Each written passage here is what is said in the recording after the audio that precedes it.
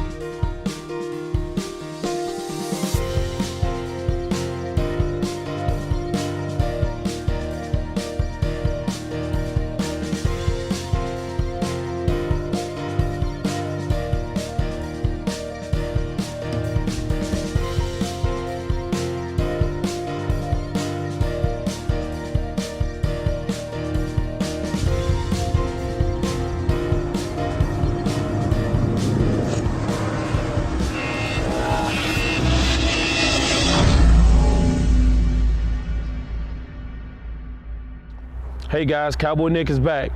Calgary is the type of city that keeps the Western spirit alive all year round. We'll track down Terry Grant. Take a look. We are with Terry Grant, as you know, from Mantracker. It debuted in 2006, and of course, Mantracker is very, it reflects on a lot of your life before you were on the television series. So can you talk about who is Terry Grant?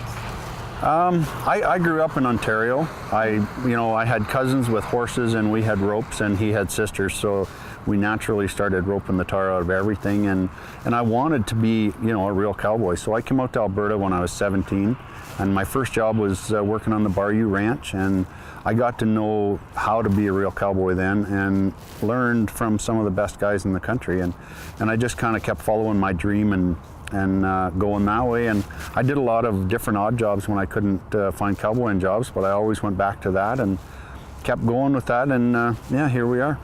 And so what has been one of your most memorable experiences in ranching? Oh, I guess meeting some of the old timers, meeting Bert Shepard and Warren Zimmerman and Stan Wilson and guys like that really kind of helped you along and made you into a cattleman. There's a big difference between being a cowboy and a cattleman, because the cattleman he's the guy that looks after the land. He's the steward, and he looks after all the cattle and stuff like that. And you got to know what you're doing, and those are the guys that I learned from. So it's helped me a lot. And of course, now you are in the Calgary scene, and you're part of the Calgary Stampede every year. So tell us a little bit about that. How did you get involved with the Calgary Stampede? Neil, one of my guides in Panorama, he's been with the Stampede for years. And he actually snuck me in one time before they had all the passes and stuff. He just said, "Come on, follow me. Don't say anything to nobody. Just get on that horse, follow me." And I actually got to ride on the track the first year, 2 or 3 nights, without anybody really knowing who I was or nothing. And then the next year, I became a full 10-day volunteer, and I was allowed to be there. And then after that, I was a full volunteer, and I've been there 6 years now. So. It's pretty cool the way it all worked out, because I like doing what I'm doing. It's awesome. So describe what you do at the Calgary Stampede. What is some of the good experiences you've had?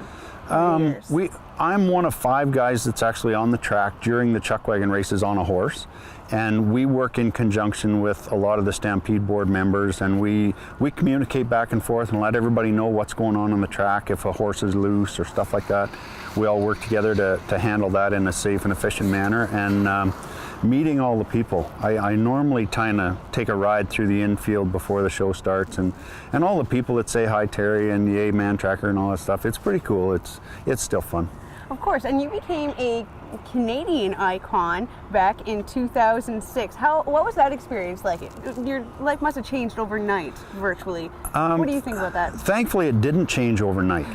It took about 3 years, and it ramped up very slowly. So it was great, because it didn't go from nothing to holy cow. It kind of ramped up really slow, and it gave me a chance to get used to it and grow with the fame as it came along. And now it's fun, and a lot of people, they come up and they say hi and they take their picture, and everybody's like, God, doesn't that bother you? And it's like, well, those are the people that got me to where I am, so this is payback now. So yeah, I don't mind stopping on the street and talking to people and, you know, saying hi, howdy. So, can you describe some of your experiences while you were on the TV show Mantracker? What were some of the good experiences or some of the challenges that you went through? The good experiences was meeting new people, meeting some real cowboys and seeing new country and stuff, which you always want to do anyways. I guess the worst part was getting a different horse for every show. Oh, really? You really didn't know what you were getting. It's like, there's your guide, there's your horse, we start tomorrow. And I had a couple hours to crawl on this thing and see what it would do and wouldn't do, and sometimes you didn't figure out what it wouldn't do until the next day, and it got a little western sometimes, but most of the time we worked it out. And so, what is your overall secret? Because it seems so amazing that you can track down, you know, the prey on the television series. It's just practice.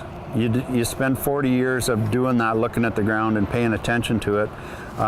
Being in search and rescue really made me pay attention to that because I took the tracking course there, and that really made me kind of look at the whole psychological part of tracking people and tracking people in general, where animals are a little more programmed, people aren't. And it was tracking people is so interesting. There's no end to the fun you can have doing it. For sure. So what's some advice you can give to people who aspire to be a cattleman?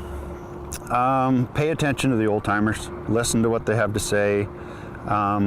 Watch the animals. Watch the animals, because that one old guy, Bert Shepherd, he said, you know, if you want to be a good cowboy, you got to think like a cow. And that didn't make a lot of sense to me till about 5 years later, when I actually started to pay attention to the cows. And, you know, an ear pointed this way, a head a little higher, 2 inches higher than the rest of the herd. All those are little things that you notice and you got to pay attention to, and you can tell what the cow is going to do before the cow does it. So that's what makes a good cattleman. Absolutely. So can you tell me something in the future for you? I wrote a book a couple of years ago. I would like to write another book, have more of an in-depth thing on who I am and what I'm doing and stuff. And I'd like to bring a kid's book out at some point. Wow, that sounds so exciting. Yeah, I'm teaching tracking courses and stuff, which are doing really well. So, and I love doing that. There's a lot of people out there that want to learn about what I've been doing for 40 years, and now I get the chance to teach them, so it's pretty cool. Fantastic. Thank you so much, Terry. It's so exciting to have you on Bscene TV, and we're looking forward to all your books. Thank you very much. Pleasure. And coming up next, we have quite the cowgirl and silver screen stunt double. This Rafter 6 sweetheart became the first woman in Calgary Stampede history to win the Cowboy Up Challenge. This is based on the Texas Extreme Cowboy race, where she went on to finish 11th in the World Championships. This is Kateri Cowley.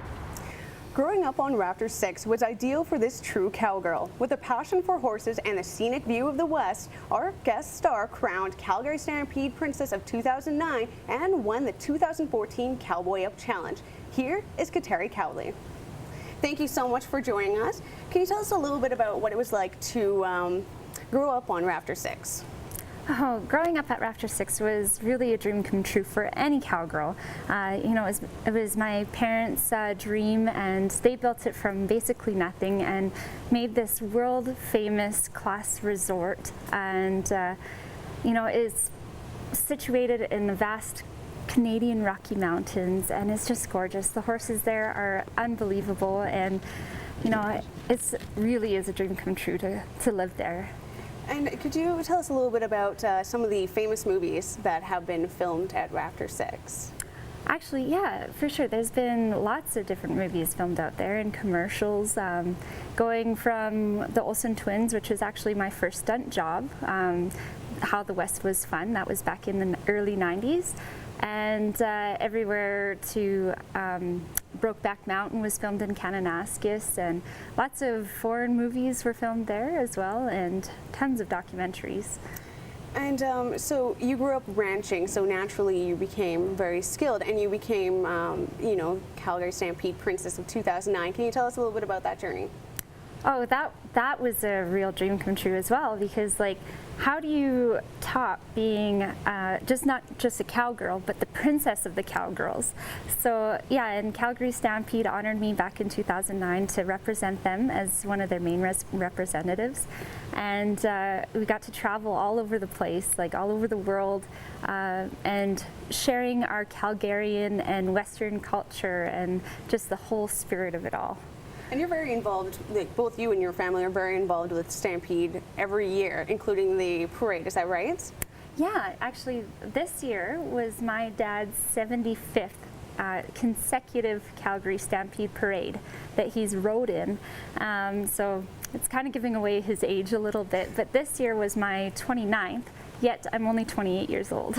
Wow, so I guess your mom had you on your very first year, right? Yes. Yeah, exactly. That's pretty exciting. Can you tell us a little bit about your experience ranching, what it was like to grow up, or was it a lot of work?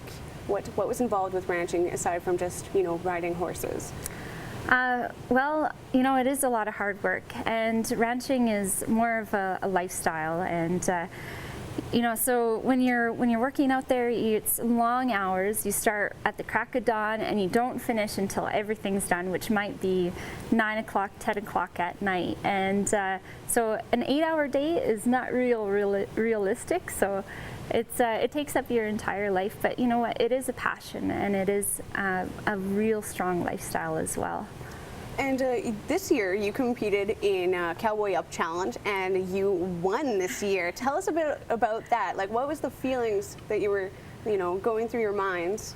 Well, the Cowboy Up Challenge is kind of a really cool competition, because it doesn't matter how old you are, if you're male or female, what kind of horse you have, or anything like that. It's all, like, it is just purely the skill and the communication, the trust of your horse and rider partnership. And so to be able to go through all those obstacles and do it flawlessly, well, near flawlessly, it was quite an amazing journey for both my horse and I, and to kind of beat out some of the best cowboys in the world too was exciting as well. For sure. Tell us a little bit about the relationship between you and your horse. Was your horse with you for its entire life? Yeah, so Kokanee is his name. He was born at the ranch as well, just like me. And we went to college together, actually. I took him out to Olds College, and we did everything from calf roping and a little bit of Western dressage and jumping, and like mostly on the Western side though, so reining and everything like that. And then when I came back to the ranch, we had a little bit more of an adventurous side, and we liked to scale the mountainsides and cross raging rivers and even chasing some bears. And our partnership has always been a very strong one, and it's so amazing, like the connection that you can have with an animal like that, and just a pure passion. Absolutely. And do you have this connection with a lot of horses, or does it really take one special horse? Well, I'd say Kokanee is a special horse, because he's only just been my horse, and whereas but you can always, it's like people. Horses are very similar to people. You can connect with so many different people, but then every once in a while you meet someone really special. Mm-hmm. And tell us a little bit more about, how, Rafter 6 really changed and developed your life to be who you are today. Well, there's, Rafter 6 has kind of changed my life in a sense. I've always, been a cowgirl, but it also forced me to kind of step out of my shell and also be welcoming to tourists from around the world and accepting different cultures, and, it gave me something to really look forward to as well, the ranch there, and it happened for a lot of people. There's definitely a romantic side of things as well, and there's been so many different opportunities that have come from the ranch. Like I've been, obviously the Stampede has been a big part of that, and I've also got to work on a lot of different films and movies and things like that. And also, I find that when you allow your spirit to be free, you really do accomplish your dreams. And you know, what is one of the most memorable experiences you've had at the ranch? Well, I guess one of the most recent was, unfortunately, last year was the ranch closed, and it was quite heartbreaking because it really does come down to somebody got greedy, and my family lost our home and our business and everything. So that's pretty memorable, and we've actually have come back from that. We haven't gotten back to the ranch yet.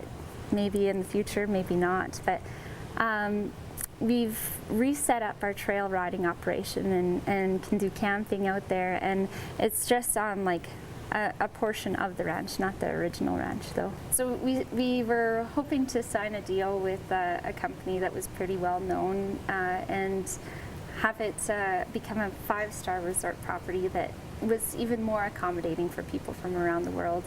And shortly after, they went bankrupt, and took us with them. That's pretty unfortunate. The Rafter 6 was kind of an iconic part of, you know, the Albertan culture. So, but the trail rides are still going on, so people can participate in that. How is that going? Oh yeah, the trail rides have been picking up a lot, and the people have been coming back and supporting us very well, and because we all have a lot of the same horses that we had before, so there's definitely the connection that people keep wanting to come back to ride our horses, as they're known around the world as well. And a lot of your horses are involved with the Calgary Stampede, is that right? That's right, yeah. So you're going to be participating in the Cowboy Up Challenge next year as well, is that right? Yes, I will be, yeah. Being the reigning champion, I'll have a lot of people nipping at my heels trying to get the buckle for next year. So yeah, it's always a great time to do that, and it's always a fun experience. Absolutely. So what is for my last question, what is that one piece of advice you can give for aspiring ranchers? You know, for ranching, you know, it really is a lifestyle. It's not a job, and people have to see it that way. You know, it is a lot of work, but it is so rewarding at the end of the day. You don't get paid much, but you get paid in other ways, and you know, it is truly a rewarding passion. Absolutely. Thank you so much, Kateri, for joining us today. We'll be rooting for you next year at the Stampede. Congratulations, Kateri Cowley. She has done some incredible things and has a lot to look forward to. That's it for Bscene TV. If you'd like to share any of your stories, feel free to email us at bscenetv@shaw.ca or find us at Twitter at #BsceneTV. I'm Wilson. And I'm your black cowboy, Nik Lewis.